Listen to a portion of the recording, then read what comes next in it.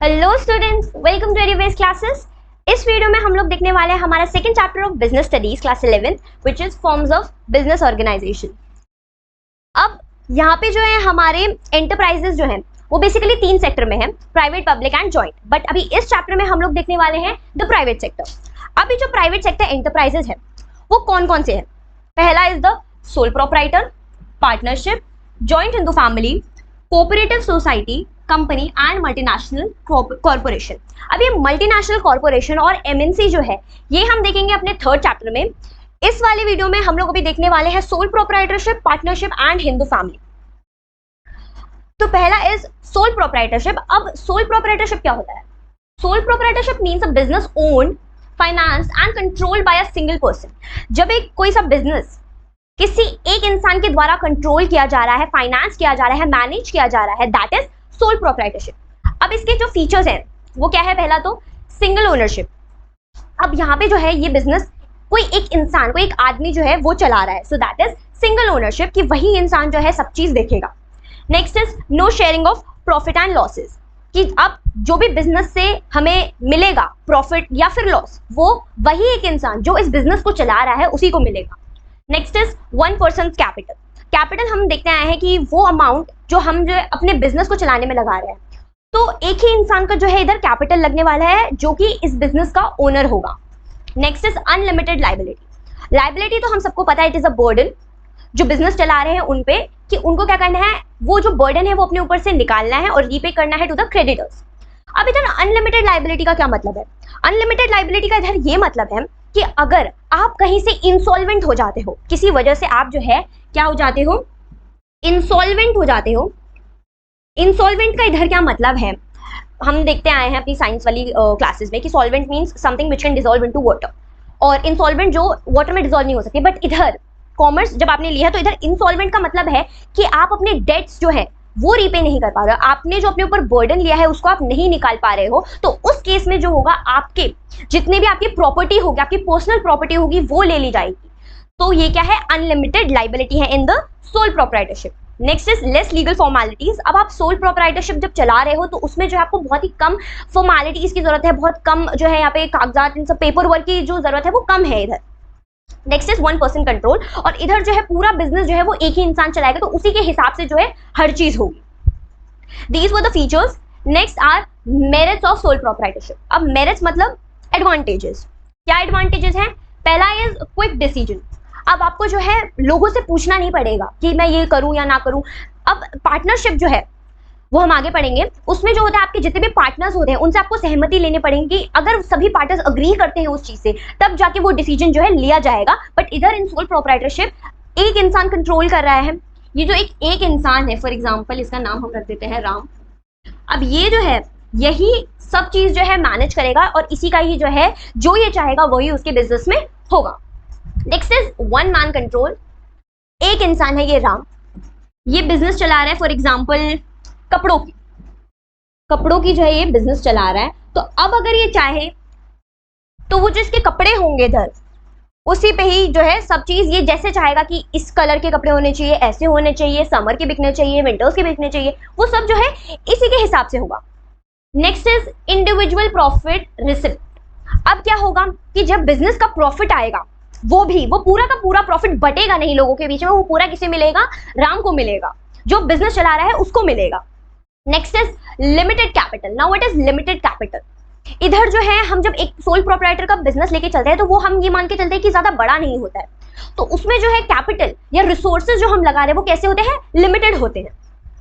Next is easy to form और dissolve. अब यहाँ पे जो है हमने एक पॉइंट देखा था इधर, less legal formalities. Paper work जो है वो इतना ज्यादा नहीं होगा, तो अब पेपर वर्क इतना नहीं होगा, उसी के चलते जो है आप जब ये चाहेगा ये अपना बिजनेस शुरू कर सकता है, और जब ये चाहेगा वो अपना बिजनेस डिसॉल्व कर सकता है, खत्म कर सकता है। ये थे एडवांटेजेस, मेरिट्स। अब है डीमेरिट्स या फिर disadvantages of sole proprietorship.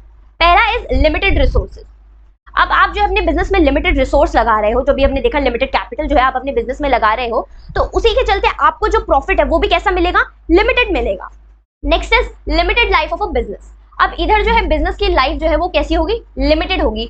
For instance कि ये जो हमने इधर राम लिया था, इसको हम इधर भी बना लेते हैं, चलो राम नहीं, इस बार किसी और को लेते हैं, रिद्धि ले लेते हैं। अब ये रिद्धि जो है ये बिजनेस चला रही है, ठीक है, इसके बाल भी बना देते हैं, ठीक है। ये रिद्धि जो है ये बिजनेस चला रही है और ये बहुत खुश है। अभी ये कैसी है? खुश है। बट किसी कारण से इसको जो है कोविड हो गया। अब कोविड हो गया, अब ये जो है ये पूरे बिजनेस एक ही ये लड़की चला रही है। अब जब ये चला रही है तो उसको कोविड हो गया है और अब जो है ये आगे अपना बिजनेस कंटिन्यू नहीं कर सकते बिकॉज ये ठीक नहीं है। अभी बिजनेस चलेगा नहीं तो आपकी चीजें बिकेंगी कैसे, आपको प्रॉफिट कैसे मिलेगा? तो उसी हिसाब से जो है यहाँ पे क्या कहा जा रहा है कि limited life of a business है। Next is unlimited liability. वो हमने फीचर्स में भी देखा अनलिमिटेड लाइबिलिटी की। फॉर इंस्टेंस अगर इसको किसी भी वजह से ये जो है इंसॉल्वेंट हो जाती है, ये जो अपने डेट्स नहीं रीपे कर सकती, तो तब क्या होगा, इसकी जो है पर्सनल प्रॉपर्टीज भी ले ली जाएंगी। Next is limited managerial skill. अब एक बंदा जो है वो सारे काम नहीं देख सकता है, ठीक है, production work, sale, manufacture, finance, ये सब जो है वो एक बंदा नहीं देख सकता है। तो इसलिए यहाँ पे क्या कहा जा रहा है कि इधर मैनेजरल स्किल एक बंदे की इतनी नहीं होती कि वो सब कुछ देख पाए। Next is Hindu undivided family, जिसको हम जो है जॉइंट हिंदू फैमिली बिजनेस भी कहते हैं। अब इस जॉइंट हिंदू फैमिली बिजनेस से हमें क्या समझ आ रहा है? वो बिजनेस जो एक जॉइंट फैमिली साथ में मिलकर कर रही है, that is Hindu undivided family या जॉइंट हिंदू फैमिली। अब इसके जो है ना कुछ कंडीशंस होती हैं कि जब आप बिजनेस चला रहे हो तो वो कैसी फैमिली ये बिजनेस चला सकती है, जो क्या हो, एक जॉइंट फैमिली हो। उसका जॉइंट फैमिली में होना इज वेरी इंपॉर्टेंट, क्योंकि इधर अगर आपकी फैमिली जॉइंट नहीं है तो वो हिंदू अनडिवाइडेड फैमिली या जॉइंट हिंदू फैमिली नहीं कहलाएगी। अब इधर जो है it is owned by the member of undivided joint Hindu family and manage by the eldest member. अब यहाँ पे जो है ये बिजनेस कौन चलाते हैं? Eldest member of the family. आप सभी के फैमिली में जो है एक एल्डेस्ट मेंबर जरूर होगा, वेदर आपके ग्रैंड पेरेंट्स जो है या आपके पापा मम्मी जो है वो होंगे। और यहाँ क्या कह रहे हैं कि जो ये बिजनेस चलाएगा उसका जो एल्डेस्ट मेंबर होगा वो क्या कहलाएगा? कर्ता। अब ये जो है आपका एक मार्कर क्वेश्चन यहाँ से बन सकता है कि हु इज कर्ता, या फिर आपका जो फैमिली में एल्डेस्ट मेंबर है उसको क्या कहते हैं? तो व्हाट यू विल राइट? कर्ता, या ऑप्शन में कर्ता होगा तो उसको आप टिक करोगे। It is governed by the provision of Hindu law. अभी किसके चलते बनाया जा रहा है? बाय द हिंदू लॉ और हिंदू सक्सेशन एक्ट 1956। ये भी वन मार्कर में आपसे पूछा जा सकता है, या एमसीक्यू में आ सकता है कि ये जो हिंदू अनडिवाइडेड फैमिली है ये किसके चलते बनाया गया है? By the Hindu succession act 1956। Next are the features. अब यहाँ पे जो है फीचर्स दे रखे हैं। पहला फीचर इज, पिंक में लेता है राइट, पहला फीचर इज फॉर्मेशन। अब यहाँ पे जो है बिजनेस कैसे फॉर्मेट होगा, यहाँ पे तभी फॉर्मेशन पॉसिबल है जब आप क्या हो, एक जॉइंट हिंदू फैमिली में हो, तभी यहाँ पे जो है फॉर्मेशन पॉसिबल है। Next is liability. अब यहाँ पे एक पॉइंट देखने वाला है कि इधर जो लाइबिलिटी होगी, हमने देखा है लाइबिलिटी या तो अनलिमिटेड होती है या तो लिमिटेड होती है। लिमिटेड मतलब जितना पैसा है बस उतना ही देना है, और एक होती है अनलिमिटेड लाइबिलिटी। तो इधर लाइबिलिटी भी क्या है, दो में डिवाइडेड है। पहला इज, हम यहाँ पे ले लेते हैं, पहला इज या तो लाइबिलिटी कैसी है आप लोगों की, अनलिमिटेड है, या तो लाइबिलिटी अनलिमिटेड है या लाइबिलिटी लिमिटेड है। अब अनलिमिटेड और लिमिटेड किसकी है? इधर अनलिमिटेड लाइबिलिटी सिर्फ किसकी है? कर्ता की इधर जो है अनलिमिटेड लाइबिलिटी है, और बाकी के जो मेंबर्स होंगे उनकी लिमिटेड लाइबिलिटी है। Next point is control. अब कंट्रोल यहाँ पे किसका चलेगा वो हमने यहाँ पे देखा है कि it is manage by the eldest member. तो यहाँ पे जो है कंट्रोल भी किसका होगा? इधर कंट्रोल होगा कर्ता का। Next is continuity. ये कब तक चलेगा? अब कॉन्टिन्यू तभी तक होगा जब आप किस में रह रहे हो, एक जॉइंट फैमिली में रह रहे हो, जब सब मिलके जो है ये बिजनेस चला रहे हैं। अगर किसी भी कारण से आपकी जो फैमिली है वो डिवाइड हो जाती है या वो साथ काम नहीं करना चाहती है, अब तब वो जो है एक जॉइंट हिंदू फैमिली बिजनेस नहीं कहलाएगा, तब वो एक नॉर्मल बिजनेस होगा। Next is minor member. अब हम एक एग्जांपल ले लेते हैं कि ये एक फैमिली है जो बिजनेस चला रही है, ठीक है। अब इस फैमिली में जो है एक बेबी हुआ, ठीक है, तो क्या मैम वो बेबी भी जो है वो भी तो मेंबर है फैमिली का, तो क्या वो इधर पार्टनर कहलाएगा, इस जॉइंट हिंदू फैमिली का मेंबर होगा? यस। कौन सा मेंबर होगा वो? माइनर मेंबर कहलाएगा। So this baby will be the minor member. Next is partnership. अब हमने देख लिया है इधर हमारे हिंदू सक्सेशन एक्ट को हमने देख लिया है, उसमें जो जॉइंट हिंदू फैमिली है वो देख लिया है। Next is partnership. अब पार्टनरशिप क्या है? Partnership is a voluntary association of 2 or more person. अब यहाँ पे क्या है, इधर भी जो है एक बिजनेस चलाया जा रहा है, बट ये कैसा है, ये कोई फैमिली वाला बिजनेस नहीं है। ये कैसा बिजनेस है जिधर दो अननोन पर्संस जो है या जो नोन है, जो फैमिली के अंदर नहीं है, वो आके क्या कर रहे हैं, ये बिजनेस चला रहे हैं। ये जो है दो लोग इधर जो है, यहाँ पे हम ले लेते हैं राम और इधर हम एक और ले लेते हैं श्याम। अभी जो राम और श्याम है, ये दोनों मिलकर क्या कर रहे हैं, एक बिजनेस चला रहे हैं। तो इनका बिजनेस क्या कहलाएगा, इनका बिजनेस कहलाएगा पार्टनरशिप। जिधर क्या है, ये लोग कुछ अमाउंट लेके अपना बिजनेस शुरू करेंगे, कुछ कैपिटल लेकर आएंगे और जो उनको प्रॉफिट एंड लॉस होगा वो कैसे बटेगा, इधर प्रॉफिट एंड लॉस जो होगा वो इधर कैसे बटेगा, इक्वली जो है इनका प्रॉफिट एंड लॉस मिलेगा। अब इसके कुछ फीचर्स हैं। पहला इज फॉर्मेशन।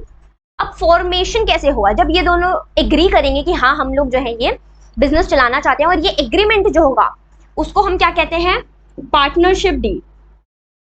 उसको हम क्या कहते हैं, पार्टनरशिप डीड।